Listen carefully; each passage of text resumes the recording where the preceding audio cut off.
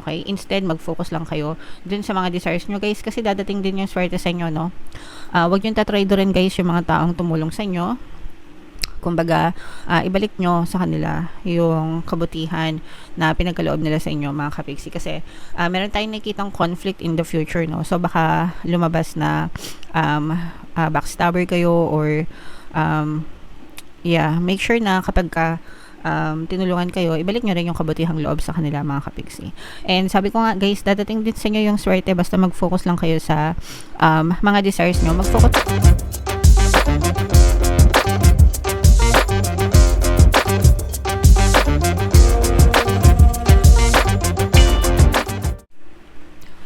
Hello guys, hello Aries, welcome back to Pinoy Pixie Tarot. Ang pamagat ng episode natin for tonight is past, present, future. Ito isang timeless reading, guys, para sa Aries, Sun, Moon, Rising, Sign, and Venus. Shuffle ko yung cards, guys, hanapin ko yung energy ng Aries.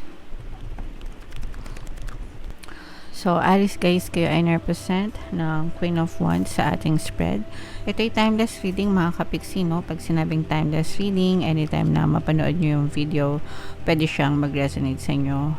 If hindi kayo naka-resonate right now, pwede nyong pakinggan next time, next year, next month, mga kapiksi. By those time, pwede na mag-resonate sa inyo yung mga messages, guys. So, itong unang spread na nakalatag dito, guys, this is your recent past, no? Yung nangyari sa inyo nung recent past lang, mga kapiksi. So, dito, guys, nakita natin yung mga paghihirap ng kalooban nyo, but at the same time, yung paglaban nyo rin sa mga pagsubok. Parehas ito, guys, no? Parang parehas kayo nag-struggle both sa pera at saka sa love life, mga kapiksi. So, sa kaperahan, pwedeng nakaranas kayo ng mga financial constraints, mga kapiksi. Ibig sabihin, mga pagsubok sa pera. Pwedeng nakaranas kayo ng mga kahirapan, no? Mga problema sa pera, financial constraints, may mga financial issues kayo, pwedeng nagkaroon kayo ng mga financial losses, ibig sabihin mga pagkalugi, ganyan, o kaya naman taggipit, no, sa pera. And ramdam na ramdam nyo yung parang pagkadismaya nyo ba, mga kapiksi, kasi there were some of you na kahit na masipag naman, no? Ito yung usual na nababasa natin sa comment section, guys, yung mga nagko-comment na masipag naman sila, pero wala pa rin silang nakikita ang positibong resulta sa kanilang mga ginagawa, mga kapiksi. That's why important yung positive mental diet, guys, kasi kahit na masipag kayo, nagdadasal kayo, pero yung mindset nyo sobrang nega, kinakancel nyo lang, no? Ibig sabihin parang nawawala, baliwala yung effort ng kasipagan nyo sa physical reality dahil yung mindset nyo is sobrang nega. So, yun yung nakikita natin sa recent past nyo. Masipag naman kayo, but wala kayo halos makitang magandang resulta. And there were a lot of emotional pain na pinagdaanan kayo.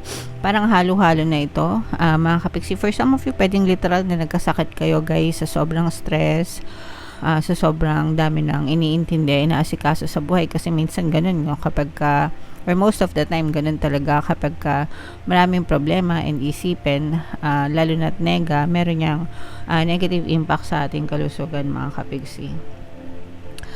So, ganun yung nakikita natin sa inyo sa recent past, guys, okay? Now, sa present naman, ito naman yung present energy nyo, mga kapiksi.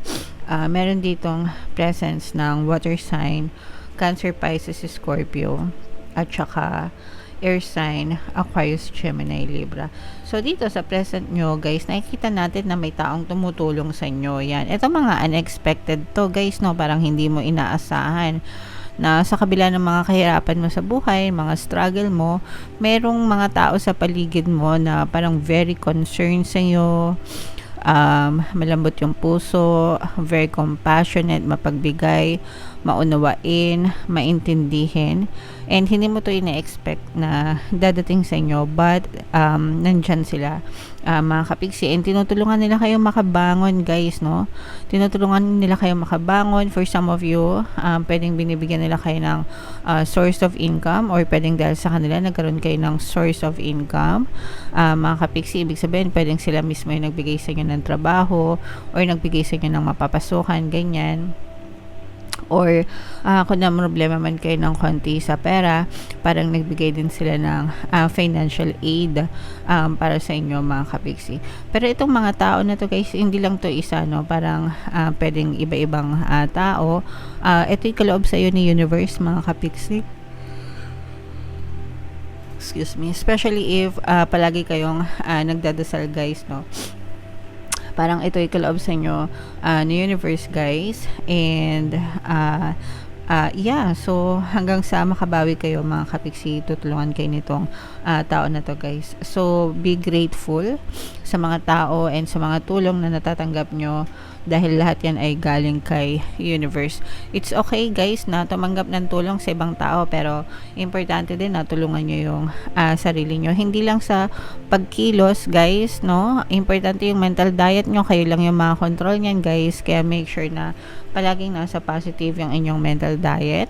Kasi nakikita naman natin yung pagiging masipag nyo na eh. Nandun na yung pagiging masipag nyo, guys.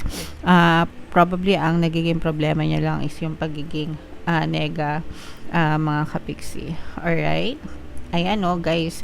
So, eto na yung sa future nyo, guys, no, makikita nyo rin or dadating din yung swerte na hinahanap nyo sa buhay, mga kapigsi. And may mga toxicities din, no. So, these are both negative and positive. Sa negative, guys, makakaranas kayo ng mga toxicities in the future. Guys, mga stress, no, and eto, guys, parang sinasabi dito na bago kayo gumawa ng isang hakbang or isang gawain sa future nyo, pag-isipan nyo mabuti, kasi kapag ka nagkamali kayo dito, guys, baka pagsisihan nyo. So, yung kasabihan, guys, na kapag ka ano ba yun, sa patalim kumakapit, ang taong nagigipit sa patalim kumakapit. Kahit gaano kayo kagipit, mga kapigsi, huwag kayong huwag kayong kakapit sa patalim, ha. Make sure na, kasi pag sisisihan nyo yan, guys, maaaring may mga hindi magagandang bagay na bumalik sa inyo kapag ginawa nyo yan. So, make sure na yung lahat ng gawain natin ay palagi nasa tama, mga kapigsi. Huwag kayong manlalaman ng kapwa. Huwag kayong mga gagawa ng mga bagay na pagsisisihan nyo in the future. Okay? Instead, mag-focus lang kayo dun sa mga desires nyo, guys, kasi dadating din yung swerte sa inyo, no? Huwag nyo tatry rin, guys, yung mga taong tumulong sa inyo. Kumbaga, ibalik nyo sa kanila yung kabutihan na pinagkaloob nila sa inyo, mga kapigsi, kasi meron tayong nakitang conflict in the future, no? So baka lumabas na backstabber kayo, or yeah, make sure na kapag ka tinulungan kayo, ibalik nyo rin yung kabutihang loob sa kanila, mga kapigsi. And sabi ko nga, guys, dadating din sa inyo yung swerte, basta mag-focus lang kayo sa mga desires nyo. Mag-focus kayo sa pagkakaroon ng positive mental diet, guys. Again, binibring up ko na naman yun, kasi nakita ko na yung energy nyo ng pagiging masipag, no? Wala nang question yun. Masipag kayo, okay. Pwedeng nagdadasal kayo, okay. Ang problema nyo na lang is yung mindset nyo. Naiwan sa pagiging nega, kaya negative pa rin yung nangyayari sa physical reality nyo. So, baligtarin nyo lang yun. Mag-focus kayo sa gratitude, guys. And mag-focus kayo sa desires nyo hanggang sa dumating talaga itong swerte na to, kasi may swerteng nakaabang sa inyo in the future. Affirmations, guys, para sa swerte, yung palagi kong china-chant or sinishare sa inyo, swerte ako, swerte ako, swerte ako, swerte ako sa lahat ng aspeto ng buhay ko. Okay? Sabihin nyo lang yan araw-araw, mga kapigsi. Kaya makakita kayo ng evidence or wala, just say it over and over again. And of course, yung mga money affirmations, guys, no, na sinishare ko sa inyo, money, money come to me, palagi ako may pera, palagi ako nagkakapera, I'm the king of abundance, I'm the queen of abundance. Yung tatlo lang naman yung usual na sinishare ko, guys, talaga super effective. And sabihin nyo din ng paulit-ulit para makatulong sa inyo, guys, okay? So, comment down below mga kapiksi if feeling nyo naka-resonate kayo dyan. Ito guys, i-mind nyo na yan, swerte, no? Swerte sa pera, swerte sa buhay, swerte sa pag-ibig, swerte sa lahat ng aspeto. I-comment nyo na guys sa comment section. So, bunot lang tayo ng isa pang card dito guys para sa inyong additional message. Ayan guys, so you have what it takes. Nasa iyo na ang lahat. Nasa iyo na yan guys, nasa iyo. You have what it takes to be rich, you have what it takes to be wealthy, you have what it takes to be successful. Nasa iyo, ikaw, nasa iyo ang susi ng lahat ng tagumpay, lahat ng kayamanan, lahat ng kasiyahan, lahat ng kung ano yung deserve mo sa buhay. Ikaw yan, nasa iyo yan. Okay? Ang kailangan mo lang, mga kapiksi, is i-focus mo yung energy, yung attention mo dun sa bagay na gusto mo. Kapag nakafocus ka dun, yung energy mo susunod. Okay? And eventually, mapupush out yan sa iyong physical reality. Ganun lang talaga kasimple. Guys, so in your physical reality guys, or in your reality, yung experiences nyo, 50% yan is galing sa inyo, 50% is galing kay universe. I-declare mo kung ano yung gusto mo, 'di ba? Kung ano yung dominant energy mo, yun yun yung pipick up ni universe sa'yo. So pag sinabi mong masaya ka, asensado ka, maligaya ka, mayaman ka, maunlad ka, pipikapin niya ni universe, okay? And babasahin niya yun, tapos kung ano yung nabasa niya, yun din yung ibabalik niya sa'yo. And pag palagi mo sinasabi na malas ako, ikaw pala malas ka, problemado ka, mahirap ka, mahirap buhay mo, pipikapin din niya ni universe, okay? And yan din yung ibabalik sa'yo. So, nire-reflect lang pabalik sa'yo ni universe kung ano yung sinesend out mo sa kanya. Kaya make sure guys, palagi kayo mag-focus sa positive kaysa dun sa negative mga kapiksi. You have to be very, very careful kung ano yung pinofocus mo sa araw-araw ng pamumuhay mo, okay? You have what it takes para mabago yung buhay mo. Nasa iyo lang yan, guys, okay? Always follow your heart unless it's been broken. Then you must lead it back into love. P.S. Did you know that hearts are never too big to mend, too small to rebound, or too tired to love again? So, ibig sabihin nito guys, follow your heart, follow your desires, okay? Kung ano yung gusto ng puso mo, mga kapiksi, just make sure guys na kung ano yung gusto nyo is hindi kayo naaapak ng ibang tao, hindi kayo nalalamang ng ibang kapwa nyo, guys, nandun lang kayo sa tama palagi, okay? Alright. So, yeah. Comment down below guys if feeling nyo naka-resonate kayo dyan sa mga messages na yan. Yung swerte dito guys, i-mind nyo na sa comment section. For more tarot readings guys, ito yung playlist nyo.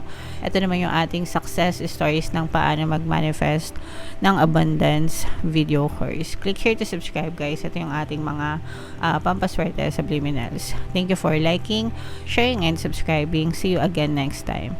I love you all mga kapiksi. Have a nice day. Bye-bye.